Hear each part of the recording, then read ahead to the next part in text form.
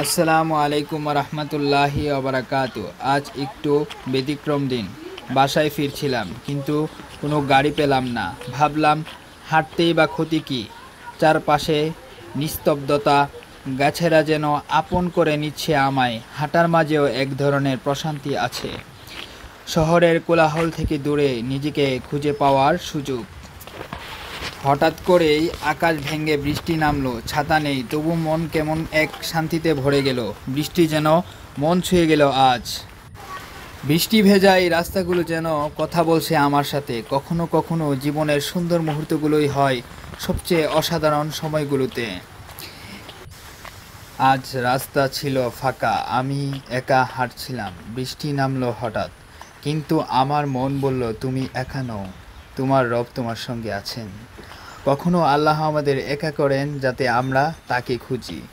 এই একাকিত্ব একটা আহ্বান ফিরিয়ে যাওয়ার জন্য।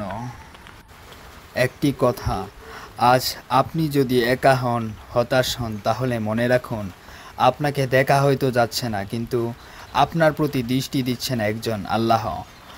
আপনার ভেজা জামার মতোই আল্লাহ জানেন আপনার ভেতরের কষ্ট। হাঁটতে থাকুন, আল্লাহ সেই পথেই আপনার রিজিক, রহমত ও প্রশান্তি পাঠিয়ে দেবেন ইনশাল্লাহ। গ্রামের পথ দিয়ে হাঁটা যেন কোনো পুরনো স্মৃতির জানালায় ধুলোমাখা আলো। দুপাশে ধানক্ষেত, দূরে তাল গাছ আর পাখির ডাক। হেঁটে হেঁটে মনে হয় এই পথেই তো একদিন ছেলেবেলায় দৌড়েছি, হয়তো এসেছি, হয়তো কেঁদেছি।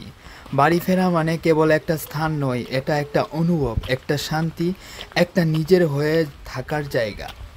তোমার জীবনে যদি কখনো ক্লান্ত লাগে, মনে রেখো যেখানে ভালোবাসা অপেক্ষা করে সেখানেই বাড়ি। ক্লান্ত শহরে কোলাহল পেরিয়ে আজ মনে হলো আর নয়, এবার বাড়ি ফিরতে হবে। ফিরে যেতে হবে সেই মেঠো পথে যেখানে পায়ে লেগে থাকে ধুলোর গন্ধ আর মন ভরে ওঠে শালিকের ডাক।